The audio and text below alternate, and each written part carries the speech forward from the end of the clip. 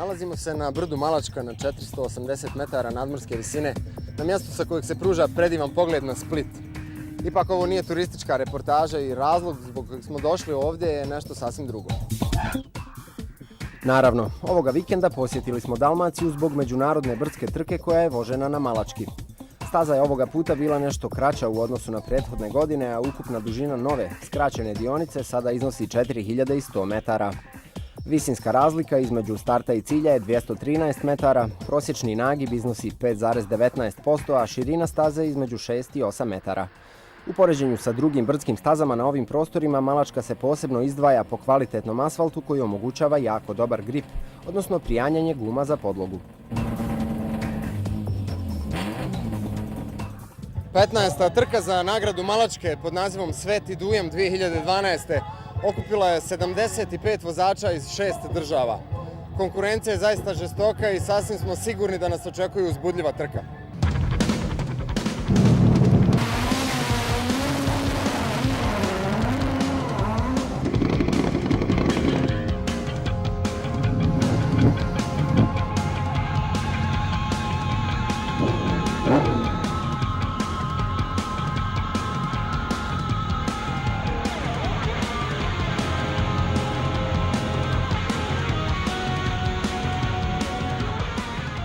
Sa nama je gospodin Damir Katunarić, jedan od organizatora ovogodišnje trke za nagradu Malačke. Gospodine Katunarić, koliko ste zadovoljni ovogodišnjom organizacijom trke? Premda ovo 15. Malačka, toliko smo se izredali po njoj. Prvo je 3-4 sam vozio, a ovo drugo sam organizirao. I po meni zadovoljan sam prema sadašnjoj situaciji to i broj vozila koji je bio na startu jučer. U subotu, dakle, na prvi trening je izašlo 87 vozila. U toku jučerašnjeg dana se nešto istrijebilo na način da su ljudi udarili i tako i nešto je crklo. Tako da je danas to došlo na nekih 70 vozila. Uglavnom zadovoljan sam. Nemam šta dodati šta se tiče zadovoljstva. Ovdje su također došli vozači iz Crne Gore, vozači iz Makedonije, imamo čak i Mađare i Poljake. Koliko ste sretni zbog činjenice da ste uspjeli privući takmičare iz drugih zemalja? Tu sam dosta sretan jer prvi put smo morali naći tih 8 zastava. Dakle, uvijek smo našli 3-4 uz našu, ali sad ih trebalo 8 tih međunarodnih zastava i to je znak da se za Malačku zna i u Poljsku i za Hrvatsku, pardon. U Poljsku i u Mađarsku i sve ovo naše okruženje. Tako da, jučer je vozač prvi put koji je bio na Malačkoj iz Poljske pohvalio stazu i rekao da je super i da će doći do godine.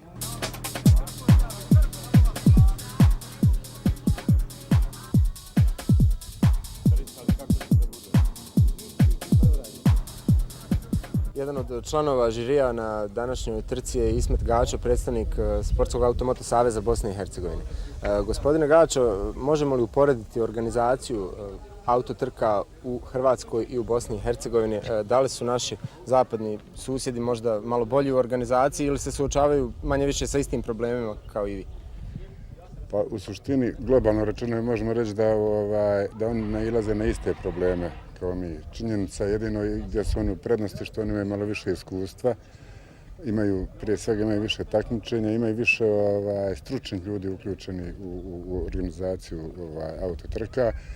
To je ono što mi tek sad pokušavamo napraviti.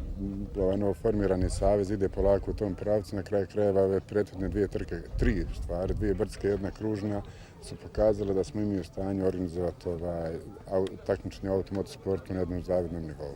Moramo naglasiti to da su organizatori trke na Malački ove godine odlučili obezbijediti posebne pogodnosti za vozače iz Bosne i Hercegovine.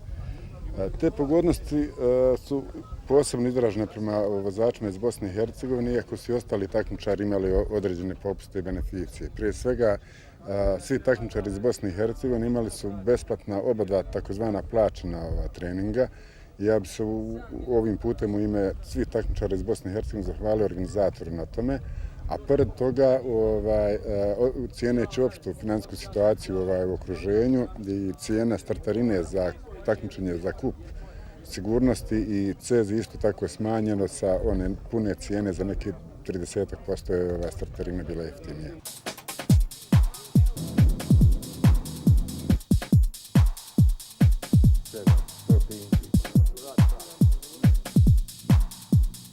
Predsjednik žirija na današnjoj trci je poznati automobilistički as Dubrovčanin Dubravko Čikor.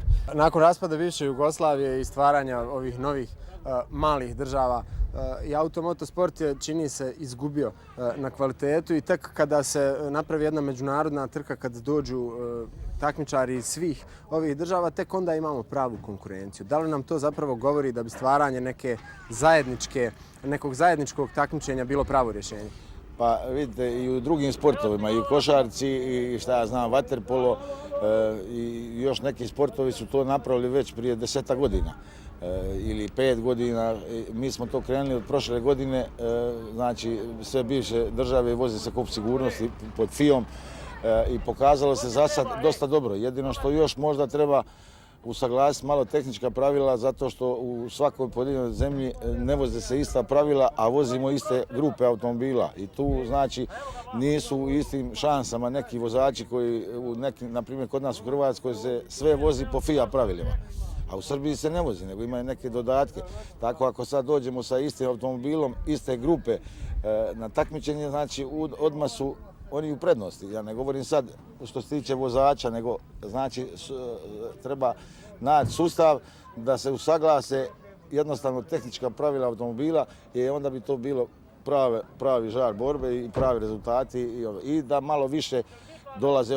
Ovdje niko iz Srbije nije došao, iz Bosne su došli, iz Crne Gore su došli par vozača, neki nisu još pripremili automobile, spremaju se za Grobnik, jer je Grobnik kružna utrka za 14 dana, tako da u svakom slučaju je pozitivan pomak za autosport. Ovo ide za sve vas, pametne vozače. Kad njegov auto bolje pogledaš, ovaj lik sigurno misli da je najveći. Tehnofree ima napravu koja izbacuje špagete na klik. A pazi sad, Ovdje jednim dodirom svijet ide na put s tobom. Upitaj se štreberko, jel možeš ovo?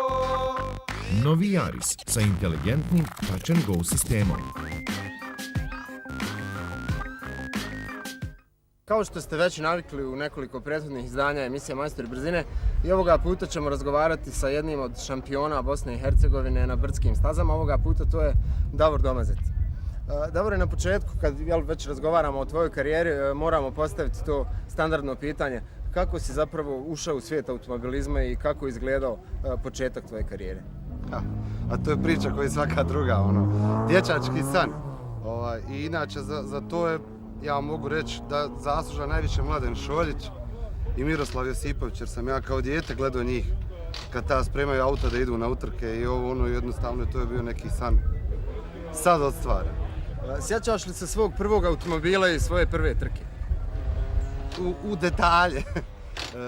Jugo, grupa A 1150, a trka Brotnjo, samo sad ne mogu godinu tačno reći, recimo 2004. ovako nešto. Ja sam krenuo u ovaj sport kao vjerovatno i većina ovih mojih kolega s onom namjerom idem se ja provozat pa nije rezultat bitan. Međutim, odmah ti od prvog kilometra počnu rast apetiti, mogu biti brži od ovog, mogu biti brži od onog, tako da jednostavno to ide samo jedno za drugim, jednostavno kako ti se otvaraju određeni limiti, tako se i ti pomjeraš naprijed i onda težiš nekom bržem i to je to. Za ozbiljno bavljenje autosportom potrebna su velika financijska sredstva. Novac koji se vrati je relativno mali ili nikakav. Dakle, vozi se prije svega iz zadovoljstva. Kako ti opisuješ to zadovoljstvo, to što te pokreće da se baviš autosportom? Ja to opisujem kao ekstremno skupim hobijem. Sport je sam od sebe ekstremno skup i uistinu pa sigurnih 70% ovisi od financija, znači od samog automobila, pripreme, pratećih elemenata i onda dođe tu negdje vozač da se ukomponuje sa svim tim. Tako da realnost nije crna nego je siva. Potroši se more novaca i non stop je neki grč. Mogu li se kupiti gume, ne mogu li se kupiti gume i bože moj, evo sad su došli sponzori pa vidjet ćemo, sad bi to trebalo izgledati puno bolje. Ti se baviš i ozbiljnim poslom, imaš svoj privatni biznis, također imaš i porodicu. Da li je teško pronaći vrijeme za autosport? Pa jeste, to je definitivno. Tu moja porodica u biti najviše trpi jer jednostavno vidiš i sam ove godine 9 utrka To znači 9 vikenda ti nisi sa obitelji i to je stvarno njihova bezrezervna podrška i supruge i dvoje klinaca koji trpe bez tate, ali dobro, ide. Nastupaš u Hondi Civic Type R koja čini se bila prava investicija i kako si sam rekao, ovaj auto je konačno proradio. Da li si zadovoljan ovom Hondom? A jesam u biti. Istini za volju, meni je prethodna Honda bila kudikamo bolji auto. Ja sam ubijeđen da sam je puno bolje vozio. Ovaj auto je malo nervozan i nije savršen za moj stil vožnje, ali tehnički je napredniji, mlađi, kvalitetniji, po svim parametrima mora biti bolji. Tako da jednostavno ona donosi titule, to je evidentno i samim tim isplaćuje tu svoju investiciju. To je mišljenje o njoj. Očekujem krajnje iskren odgovor na sljedeće pitanje koje ću postaviti. Da li trenutno imaš pravu konkurenciju u Bosni i Hercegovini i da li u ovom trenutku ima smisla nastupati u domaćem prvenstvu? Pa sad u ovom trenutku realnost je da je konkurencija ponovo u zaostatku.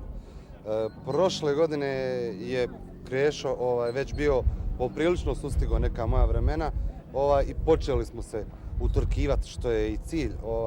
Ove godine on još uvijek se vjerovatno uvozava u auto. Pa slušaj, ovo je 3. utrka, imamo još 6, ja vjerujem da će se do kraja ove sezone sigurno 10 par dobrih, žestokih okršaja. Makedonski takmičar Igor Stefanovski na subotnjem treningu suočio se sa kvarom na kvačilu, koji je doveo u pitanje njegov nastup na trci. Ipak, poznata vozačka solidarnost i ovoga puta je spasila stvar.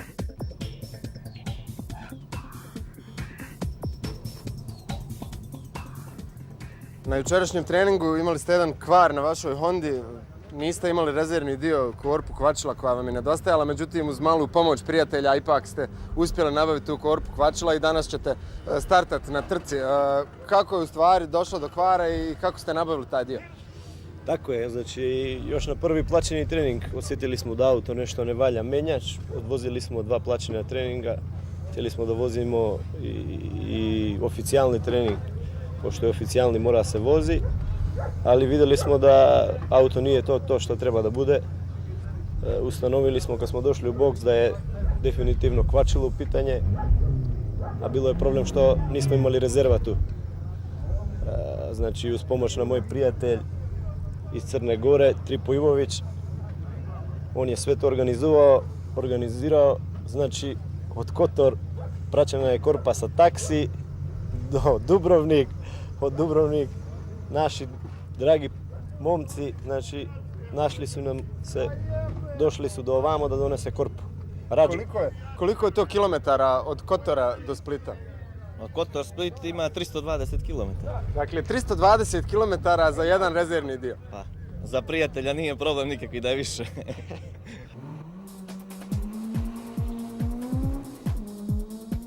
Korpa kvačila na Igorovoj Hondi Civic tokom noći je zamijenjena, ali već u prvoj vožnji u nedjelju zakazao je mijenjač. Stefanovski je tako i pored fantastičnog vremena iz druge vožnje ostao bez ikakvih šansi za dobar plasman, a publika je uskraćena za očekivani duel sa našim domazetom. Domazet je zahvaljujući sjajnoj prvoj vožnji još jednom trijumfovao u klasi N3. Iako je zbog manjeg izlijetanja u drugoj vožnji bio sporiji cijelih 11 sekundi, Krešimir Bodnaruk to nije uspio iskoristiti i takmičenje je završio na drugoj poziciji sa ukupno 7 sekundi zaostatka za domazetom.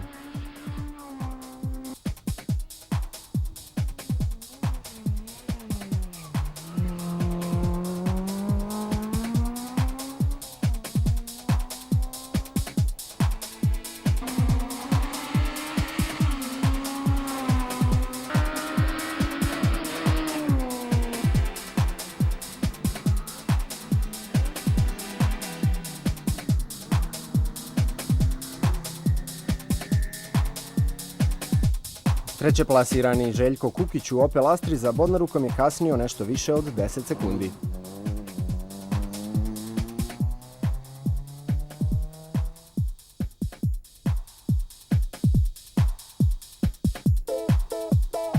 Nakon prve vožnje situacija se činila perfektno, vrijeme 2.38, tvoj glavni konkurent je imao probleme sa autom, međutim u drugoj vožnji problem. Pa dobro, u drugoj vožnji blagi problem do mene u principu, nešto sam pokušavao, blago izletanje, ali dobro, ništa, apsolutno ništa strašno. Sve u svemu, da li si zadovoljan svojim nastupom? Pa jesam, u biti sad sam ljut na samog sebe zbog ovoga, ali dobro, valjda je to sastavni dio ovih svih manifestacija. U klasi N1 malo iznenađenje priredio je Nenad Lehpaner, koji je sa nešto više od 1 sekunde prednosti slavio ispred favorizovanog Dojčinovića.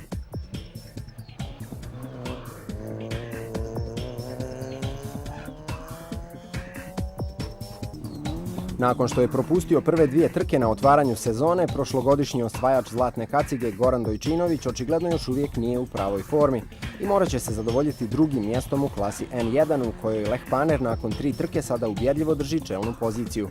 Na 3. mjestu bio je iskusni Milan Stojnić Jimmy sa nešto više od 6 sekundi zaostatka za prvoplasiranim Lehpanerom.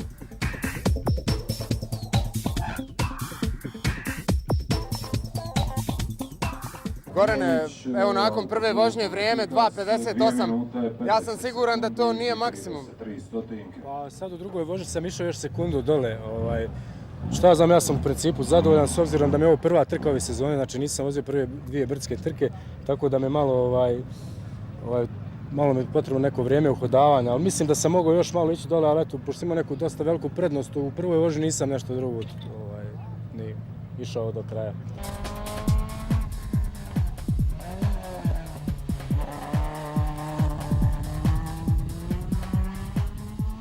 Uzbudljivu borbu gledali smo u klasi H13.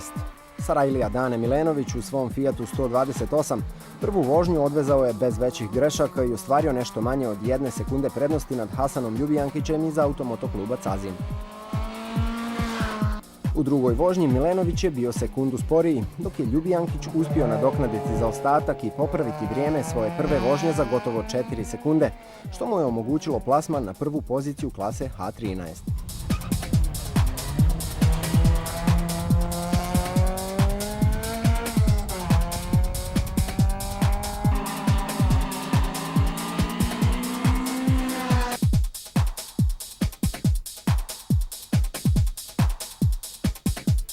Evo, kako si sam rekao, još uvijek drhtiš nakon druge vožnje. Zašto?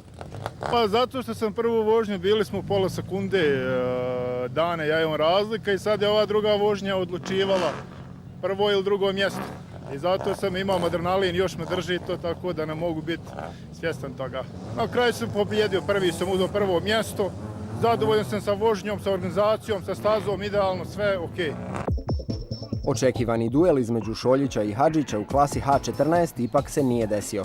Neposredno pred start prve trke nad Malačkom je počela padati kiša, a Šoljić je odustao od takmičenja, zahtijevajući da mu se omogući vožnja pod istim uslovima kao i Hadžiću, koji je trku odvezao po suhom asfaltu.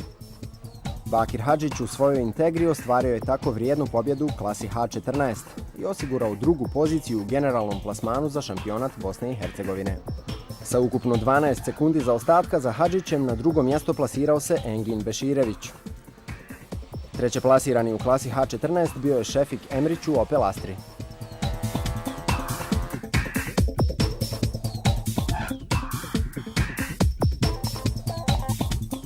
S nama je Bakir Hadžić, višestruki šampion Bosne i Hercegovine na brdskim stazama. Bakir, kako ocjenjujete ovogodišnju trku na Malački i koliko ste zadovoljni svojim nastupom? Pa kao i uvijek, ovo je staza vrhunska, auto dobro leži, staza je dosta ravna, pravo auto ovdje pokaže svoje vrline i svoje kvalitete. Da li je ovo zapravo bila prava prilika da se okušate u prilično dobroj konkurenciji? Pa nažalost moj konkurent je odustao, ne znam nija zašto, kao navodno da mu je nije bili isti uslovi kao meni, ali već mu se bila staza odlučila, to je samo bila njegova odluka i mislim da se malo i prepao. Miroslav Josipović odustao je od takmičenja u klasi H15 i nije se pojavio na startu prve trke, pa su sve oči bile uprte u Suada Hotu i njegovu lančiju Deltu Integrale. Suad Hota stigao je u Malačku sa velikim ambicijama. Suade konkurencija je zaista prava.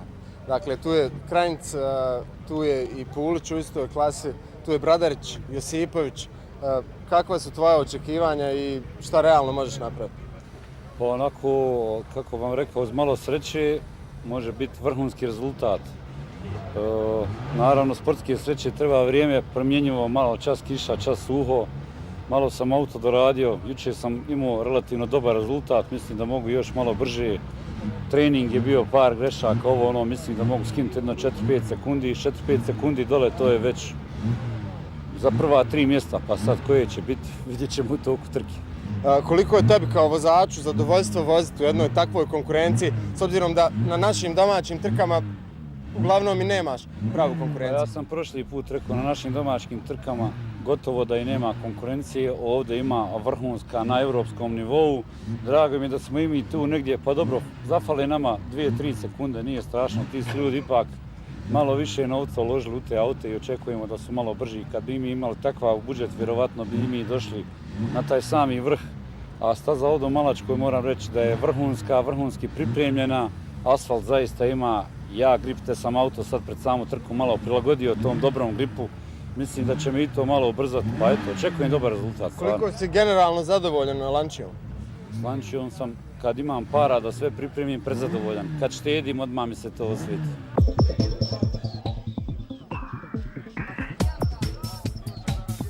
Sa nestrpljenjem se očekivao i nastup legendarnog Nike Pulića, koji je na Malačku došao sa namjerom da testira svoj neobični Smart 4x4.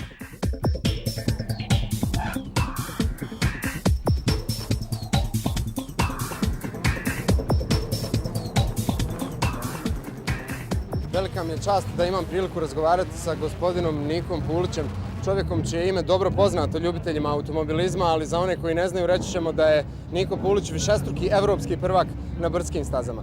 Gospodine Puliću, vi u ovu sezonu ulazite sa jednim pomalo neobičnim vozilom.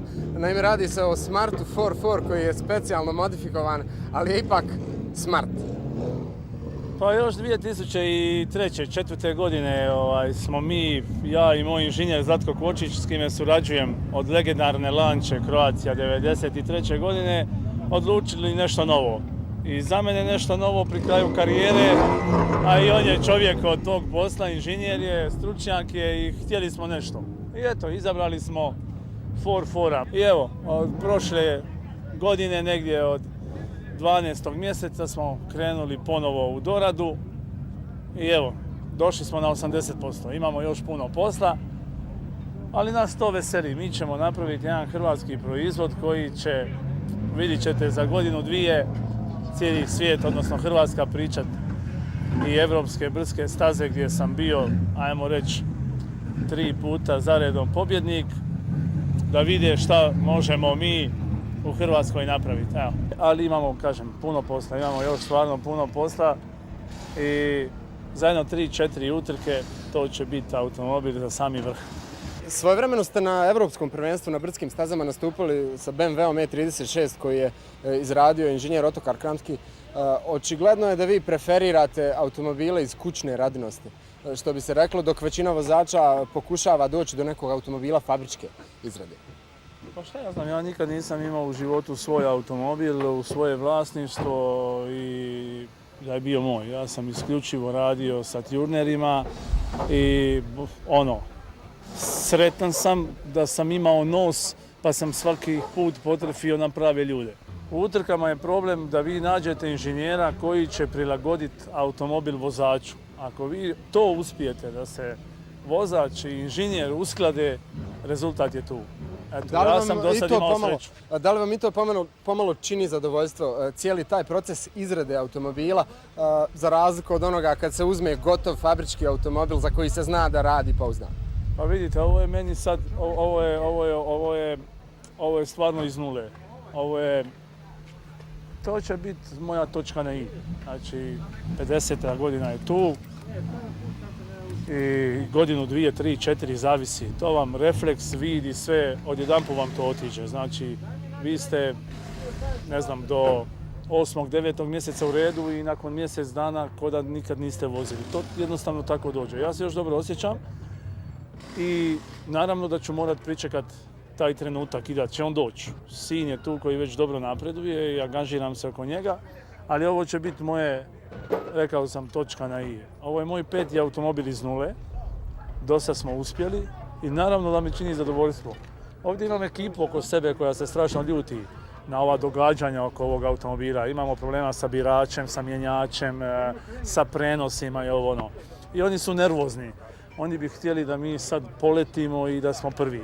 Ne može. Tu treba strpljenja, tu treba vremena, tu treba puno živaca, puno testiranja i onda vam se to na kraju vrati, naravno sa pobjedom i sa prvim mjestom, ali moramo se još malo mučiti.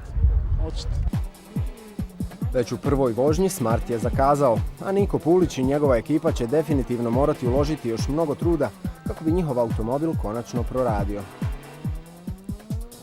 Kako se i očekivalo, najbrže vrijeme u generalnom plasmanu ostvario je Mađar Laslo Sas u Formuli Dalara, postavivši rekord nove staze na Malački. U konkurenciji turističkih automobila ponovo je slavio Siniša Krajnc u svom Cosworthu, ostvarivši tjesnu pobjedu ispred Ante Alduka, a pratio ih je Robert Bradarić u Vectri ST.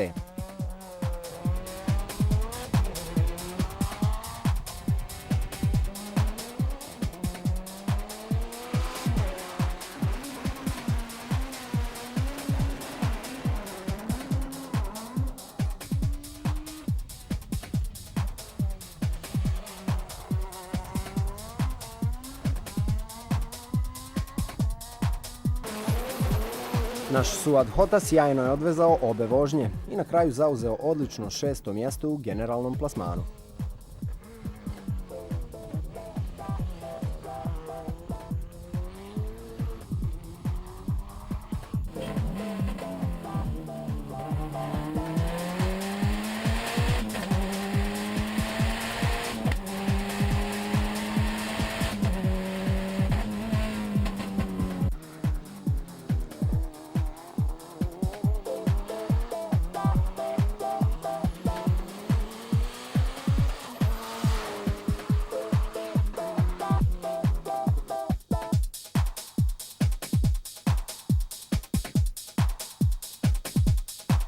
Vrijeme prve vožnje 2.33, vrijeme druge vožnje 2.30, dakle popravio se za 3 sekunde, ali to ipak nije bilo dovoljno da pobjediš Krajnca.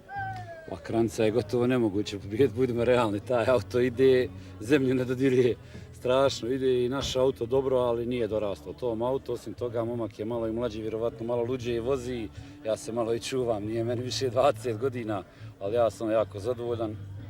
Znači od naših takmičara sam najbrži, 3 sekunde sam popravio, ova druga vožnja bila po suhom, prva je bila, prve 2-3 krivine su bila vlažne pa sam se malo i pazio, jel, a ovu drugu sam i ja malo ubrzao, pa eto, uglavnom zadovoljan sam.